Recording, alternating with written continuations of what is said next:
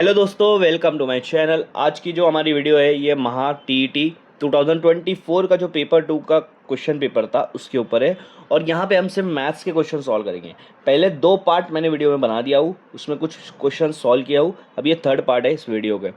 तो हमारा 106 ये वाला क्वेश्चन जो है, अब क्वेश्चन में बोला है कि ये जो वैल्यू है, लेफ्ट साइड एक वैल्यू दी है, राइट साइड दी है, और आपको बोला है कि a प्लस बी प्लस सी निकालना है। ठीक है, सबसे पहले मैं आपको वैल्यू लिख देता हूँ। वैल्यू ऐसा है कि 1/√3 माइनस 1/√2 प्लस 1/√6।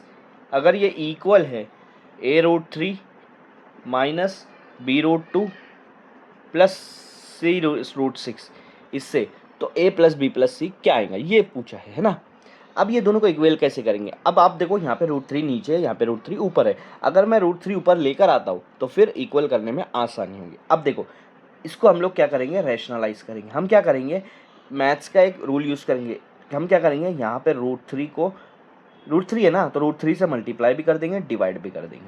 और सबको ऐसे करेंगे। यहाँ पे √2 है तो √2 से मल्टीप्लाई भी कर देंगे और डिवाइड भी कर देंगे। ठीक है, और यहाँ पे √6 है। ठीक है, तो इससे मल्टीप्लाई और डिवाइड दोनों से कर देंगे √6 से। तो अगर आप देखोगे यहाँ √3 √3 बन जाएगा, और नीचे √3 डिवाइड होके क्या बनेगा, 3 बन जाएगा। ओके, और सॉरी मल्टीप्लाई करके √3 मल्टीप्लाई करके 3 हो जाएगा।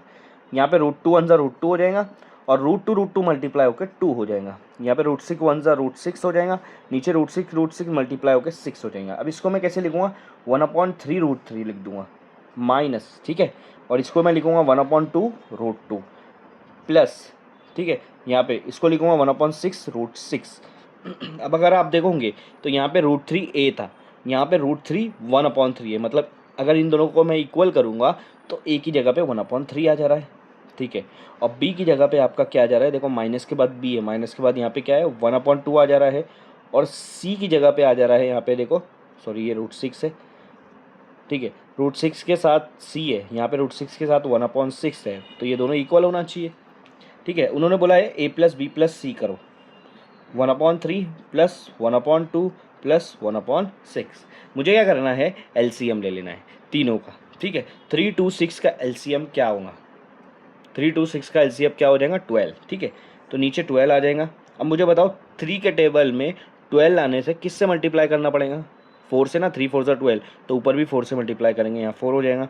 2 के टेबल में 12 कितने पे आता है, 6 पे, तो 6 1 6, और 6 के टेबल में 12 कितने पे आता है, 2 पे, तो 1 2 2, तो 4 प्लस 6 कितना हो जा रहा, 10, 10 प्लस 2 12, 12 ऊपर 12 नीचे, दोनों को कट करूँगा तो आंसर क्या आ जाएगा 1। तो मुझे आंसर क्या मिला, a प्लस बी प्लस सी का 1 ऑप्शन में है। हाँ, सेकंड ऑप्शन आपका यहाँ पे करेक्ट आएगा।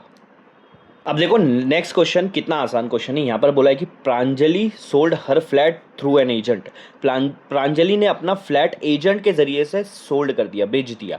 हाँ, अब selling price of flat fix थी कि 25 लाख। उन्होंने उस फ्लैट को 25 लाख में बेचने का फिक्स किया कि वो 25 लाख रुपए में बेचेंगे। उसके बाद ये भी फिक्स हो गया कि जो एजेंट कमीशन लेगा वो 2% लेगा, जो भी फ्लैट जितने भी बिकेगा उसका 2%। तो उन्होंने बोला है कि उसको कितना रुपया मिलेगा, ये पूछा है। बहुत आसान क्वेश्चन है। ठीक है, देखो फ्लैट कितने में बिकेगा, 25 लाख रुपए में बिकेगा, तो 25 लाख ले लेता हूँ। हाँ, और 2% कमीशन देना है किसको, एजेंट को। तो 25 लाख का 2% क्या निकलेगा, उसको 25 लाख को 2% से मल्टीप्लाई करेंगे, 2% से। ठीक है, परसेंटेज अगर आपको उठाना है तो नीचे 100 लगाते हैं। ये जीरो कैंसिल, ये जीरो कैंसिल, कितना हो जा रहा 25,000। 25,000 को डबल कर दूंगा तो मैं कितना हो जाएगा 50,000। इसका मतलब वो एजेंट को कितना रुपीस देंगे, कितना अमाउंट देंगे, 50,000। ठीक है, फ्लैट कितने में बिक रहा है, 25 लाख में बिक रहा है। उसमें से अगर मैं 50,000 एजेंट को दे, मतलब वो एजेंट को अगर 50,000 दे देंगे तो उनके पास कितना आएगा, 24,50,000 आ जाएगा। 25 लाख में से 50,000 रुपया अगर चला गया तो उनके पास कितना आएगा, 24,50,000। 24,50,000 कहाँ है, थर्ड ऑप्शन यहाँ पे आपका करेक्ट आएगा। तो देखो हमारा अगला क्वेश्चन ये है 108 वाला, और क्या बोल रहा है समझ लो क्वेश्चन को, कि अगर if person A read same number of pages of book each day, ठीक है, then he complete the entire book in 30 day. ठीक है, 30 डेज, ये सम नंबर है, यहाँ सेम गलत लिखा है। तो यहाँ पर क्या बोल रहा है कि पर्सन ए है, कुछ नंबर ऑफ पेजेस वो रोज़ पढ़ रहा है तो उसकी जो पूरी बुक है वो 30 दिन में ख़त्म हो जा रही है, ठीक है। और बी के बारे में ये बोला है कि बी जो है वो ए से 5 पेज ज़्यादा पढ़ रहा है तो उसकी बुक 20 डेज़ में ख़त्म हो जा रही है। तो उन्होंने बोला है कि सी जो है वो ए से 5 पेज कम पढ़ेगा तो कितना दिन लगेगा उस बुक को कंप्लीट होने में। तो आप समझ लो, एक बुक है, ठीक है, हाँ, उसके अंदर टोटल कितने पेजेस है वो हमको अभी नहीं पता। ओके, मान लो ए जो है वो रोज़ाना एक्स पेज पढ़ रहा है। यहाँ पे क्वेश्चन में ये नहीं बताया कि ए कितना पेज रोज़ पढ़ रहा है, बस कुछ पेजेस रोज़ पढ़ रहा है वो पेजेस नहीं पता, उसको एक्स मानूंगा, ठीक है। हाँ, अब ए जो है वो 30 दिन में कंप्लीट कर रहा है पूरी बुक। अब मुझे बताओ, अगर आपकी बुक आप रोज़ दो दो पेज पढ़ रहे हो और 30 दिन में बुक कंप्लीट हो रही है तो टोटल पेजेस कितने होंगे बुक में? 60 होंगे ना। तो आप क्या करोगे, रोज़ाना जितने पेज पढ़ रहे हैं वो और जितने दिन में आपकी बुक कंप्लीट कर रही है वो, उन दोनों को मल्टीप्लाई करेंगे, ठीक है। इसी तरह से रोज़ाना एक कितना पेज पढ़ रहा है एक्स, और कितने दिन में कंप्लीट हो रही है उसकी बुक 30, तो ये हो जाएगा 30x। मतलब ये क्या है, नंबर ऑफ पेजेस है। 30x क्या है, नंबर ऑफ पेजेस, बुक के अंदर जो नंबर ऑफ पेजेस है वो है। अब बी की बात करते हैं, तो बी जो है ए से 5 पेज ज़्यादा पढ़ रहा है। अब ए जो है एक्स पेज पढ़ रहा है तो बी कितना पढ़ेगा, x+5, 5 पेज ज़्यादा, और वो कितने दिन में कंप्लीट कर रहा है, 20 डेज़ में। तो अगर इसके हिसाब से हम नंबर ऑफ पेजेस निकालेंगे बुक का तो क्या होगा, 20 मल्टीप्लाई जितना पेज वो रोज़ पढ़ रहा है उससे, ये हो गया नंबर ऑफ पेजेस। तो ये भी आपका नंबर ऑफ पेज है, ये भी नंबर ऑफ पेज है, दोनों को इक्वल करो तो आपको एक्स की वैल्यू मिल जाएगी। अब देखो, ये 0 और ये 0 कैंसिल हो जाएगा। 2 को x से मल्टीप्लाई करूँगा 2x, और 2 को 5 से मल्टीप्लाई करूँगा 10, 2 5 10, ये हो जाएगा 3x। ये 2x अगर ये राइट साइड में लेके जाऊँगा तो 3 - 2 कितना हो जाएगा, 1x, और इधर आ जाएगा 10। इसका मतलब x की वैल्यू 10 आ रही है। इसका मतलब ए जो है वो रोज़ाना कितने पेज पढ़ रहा है, 10 पेज पढ़ रहा है। एक दिन में 10 पेज पढ़ रहा है और वो पूरी बुक 30 दिन में कंप्लीट कर रहा है।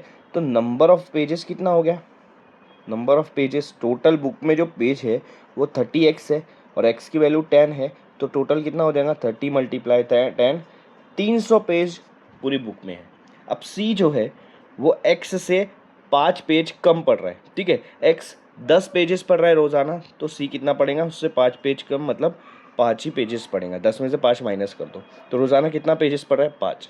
टोटल बुक में पेजेस कितने हैं, 300, और रोज़ाना कितना पढ़ रहा है, 5। तो ये दोनों को डिवाइड कर दो, 5 6 30 और 0। इसका मतलब सी जो है वो कितने दिन में पूरी बुक कंप्लीट करेगा, 60 डेज़ में।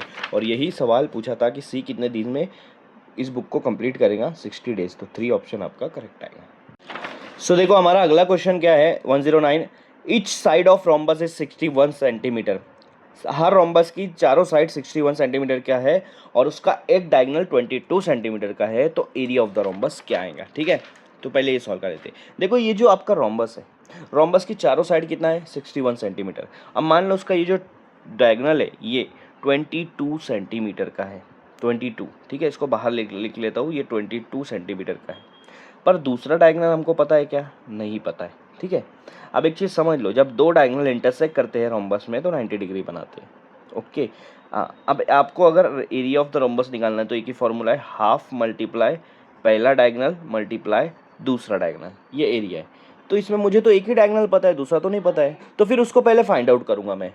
तो सबसे पहले दूसरा डायगोनल निकालूँ। अब वो कैसे निकालूंगा, देखो यहाँ से लेके यहाँ तक के पूरी लेंथ कितनी है, 22 है, तो हाफ कितनी होंगी, 11, ओके। हाँ, तो अब ये वाला ट्राइंगल देखो, वो ट्राइंगल को मैं इस तरह से बना लेता हूँ सीधा सीधा, ठीक है। ये वाला ट्राइंगल जिसमें 90 के सामने वाला हाइपोटेनियस 61 है और बेस है 11, तो हाइट कितनी होगी, इसके लिए आपको क्या करना है, पाइथागोरस थ्योरम यूज़ करना है। पाइथागोरस थ्योरम कैसे यूज़ करेंगे, हाइपोटेनियस का स्क्वायर करते हैं हम लोग, फिर साइड का स्क्वायर प्लस दूसरी साइड, इसको x मान लेता हूँ, ये डायगोनल का हाफ को x मान लेता हूँ, उसका भी स्क्वायर कर लेंगे। 61 का स्क्वायर करना है। अब देखो 61 का स्क्वायर करना है तो आपको शॉर्ट ट्रिक बताता हूँ कैसे निकालते हैं। 6 का स्क्वायर 36, 1 का स्क्वायर आपको 1 नहीं लिखना है, 2 डिजिट में लिखना है, 0 1, यहाँ पे प्लस यहाँ पे 0, 6 1 ज़ा 6, 6 2 ज़ा 12। तो अगर मैं ये दोनों को प्लस कर रहा हूँ तो मेरे को मिल जा रहा है 3721। तो 61 का स्क्वायर मिल गया 3721। अब 11 का स्क्वायर हो जाएगा 121, ओके। 121 इधर आके माइनस करेंगे तो 3721 में से 121 माइनस होके बचेगा 3600। अब स्क्वायर जब ये साइड लाऊंगा तो रूट हो जाएगा, रूट 3600 मतलब 36 और 100, 36 का रूट 6 होता है, 100 का 10, तो ये 60 आ जाएगा। तो x की वैल्यू कितनी आई 60, मतलब डायगोनल का हाफ कितना आया 60, और ये वाला डायगोनल का हाफ 11। ठीक है, तो पूरा डायगोनल्स का कितना आएगा आपके पास, देखो एक चीज़ समझ लो, पूरा डायगोनल्स कितना आएगा, जैसे यहाँ पे देखो ये 11 है तो पूरा डायगोनल कितना आएगा 22, और ये 60 है तो पूरा डायगोनल कितना आएगा उसका डबल 120।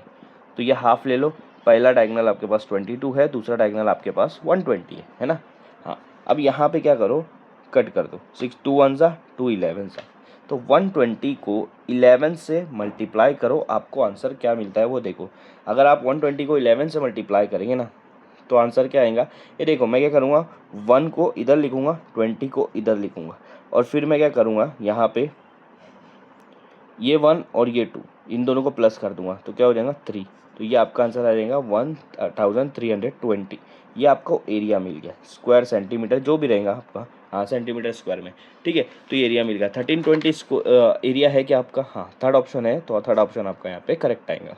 सो हमारा नेक्स्ट क्वेश्चन है 110, इस वीडियो का लास्ट क्वेश्चन, और ये क्वेश्चन क्या बोला है कि एक सॉलिड सिलेंडर है, उसका रेडियस दिया है बेस का 2.1 सेंटीमीटर और हाइट दी है 8 सेंटीमीटर, दोनों सेंटीमीटर में दी है। ठीक है, और बोला है कि जब ये सिलेंडर को पिघला कर एक डिस्क बनाएंगे हम लोग, डिस्क जिसका डायमीटर और थिकनेस mm में दी है, तो कितनी डिस्क बन सकती है इस सिलेंडर से, ये बोला है। आपको क्या बोला है कि आपके पास एक सिलेंडर है और सॉलिड सिलेंडर है, भरा हुआ सिलेंडर है पूरा सॉलिड, ठीक है ऐसा सिलेंडर है, और ये जो नीचे वाला बेस है ना इसका रेडियस बोला है 2.1 सेंटीमीटर आर, तो कैपिटल आर ले लूँगा ना, इस सिलेंडर बड़ा है, हाँ, और इसकी हाइट है ना 8 सेंटीमीटर है, ओके है ना। तो मैं पहले इसको mm में कन्वर्ट कर दूंगा क्योंकि मेरा दूसरा जो इन्फॉर्मेशन है वो mm में है। 8 सेंटीमीटर को mm में करूँगा तो 80 mm हो जाएगा, 2.1 सेंटीमीटर को mm में करूँगा तो पॉइंट हट जाएगा क्योंकि पॉइंट के बाद एक ही डिजिट है, 21 mm हो जाएगा, ओके हाँ। अब इन्होंने बोला है कि अगर हम इसको पिघलाएंगे और एक डिस्क बनाएंगे इस तरह का, ये डिस्क है आपकी, ठीक है ये डिस्क बनाएंगे, तो डिस्क का डायमीटर 14 बोला है, ध्यान से देखो डायमीटर 14 mm बोला है, तो डायमीटर का हाफ होता है रेडियस, तो हम यहाँ पे रेडियस क्या आएंगी इसकी 7 mm, और इसकी थिकनेस मतलब ये जो थिकनेस है जिसको, ठीक है हाइट भी बोल सकते हैं हम लोग, यहाँ पे स्मॉल में लिख लेंगे h, तो ये कितनी बोला है 1 mm बोला है, 1 mm, ठीक है 1 mm बोला है। तो ऐसे कितनी डिस्क बन सकती है इस सिलेंडर से वो बोला है। अब जैसे जब भी ऐसा आया कि एक शेप को पिघला कर दूसरा शेप बना रहे हैं तो आपको क्या करना है, ये पहले वाले का वॉल्यूम इज इक्वल टू दूसरे वाले का वॉल्यूम जो बन रहा है उससे, और मल्टीप्लाई n कर देना है, मल्टीप्लाई n कर देना है ना। हाँ, अब पहले वाले का वॉल्यूम क्या है, पहला कौन सा शेप है सिलेंडर है, ठीक है उसका वॉल्यूम आएगा पाई r स्क्वायर h कैपिटल में, दूसरा भी आपका सिलेंडर टाइप ही है तो इसका भी फॉर्मूला आएगा वॉल्यूम का पाई r स्क्वायर h, बट यहाँ पे कैपिटल R h और यहाँ पे स्मॉल r h और ये n। अब देखो पाई पाई कैंसिल हो जाएगा, r का स्क्वायर, r कितना है 21 mm, 21 का स्क्वायर, स्क्वायर का मतलब होता है 2 बार मल्टीप्लाई करना है ना, और h है बोले तो 80, ये लिख दिया। यहाँ पे स्मॉल r का स्क्वायर, स्मॉल r कितना है 7, 7 का स्क्वायर मतलब 7 को 2 बार मल्टीप्लाई करना, और h मतलब है आपका 1 मल्टीप्लाई n। अब मैं क्या करूँगा, ये तीनों मल्टीप्लाई में है, 1 तो हटा दो, 7 1 से 7 रहेगा, ये दोनों को डिवाइड में लाऊंगा तो इधर 21 21 80 हो जाएगा, और नीचे आ जाएगा 7 into 7 is equal to n। 7 के टेबल में 21 कितने पे आ रहा है 3 पे, यहाँ 7 के टेबल में 21 कितने पे आ रहा है 3 पे, ठीक है ओके। तो आपका n क्या आ रहा है यहाँ पे 3 3 ज़ा 9 और 9 8 ज़ा कितना होगा, देखो 3 3 ज़ा 9, 9 8 ज़ा 72, और ये आखिरी का 0 यहाँ लगा दो, तो टोटल कितने डिस्क बनेंगे इस सिलेंडर से 720 डिस्क बनेंगे। अब ऑप्शन में 720 है, हाँ फोर्थ ऑप्शन आपका करेक्ट आएगा।